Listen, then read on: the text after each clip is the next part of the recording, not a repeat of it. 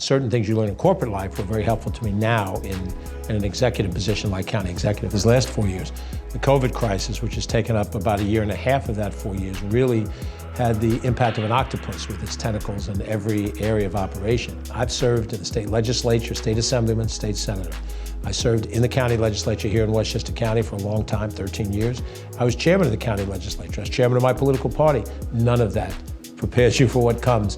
You have to be able to draw on something else, and that I think I would argue was a good team of people around me, and also the fact that I spent 20 years in corporate life, which overlapped my early career in public office. In department after department, our workers rose to the occasion. They were asked to do more and they did more.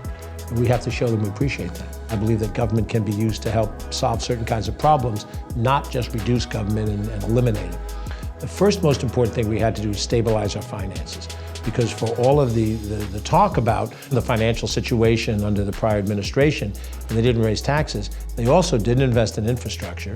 They borrowed for certain costs that you should not borrow for. You wind up having to spend more of that over time. So we had to stabilize our money, and only when you do that can you really then start to do the other things going forward. I think if I look back and someone says to me, well, George, what was the single most important thing you did? Is just change the mindset of county government away from an ideological, we are going to shrink government and we are going to destroy government.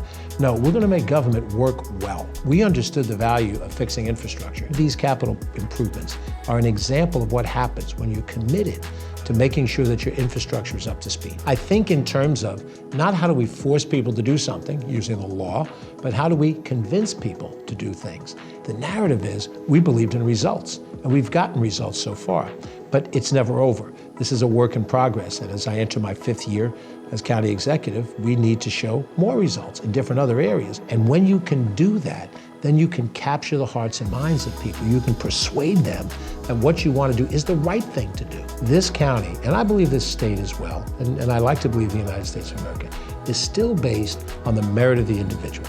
You can hone your skills, and there's an opportunity for you to advance and achieve. And we're seeing more of that now across the barriers that have existed. This was a wonderful county before I got here as a baby, and it's going to be a wonderful county, when my final day of rest comes. But it will be determined by what individuals do and how committed they are. We still have issues to deal with. We're not done.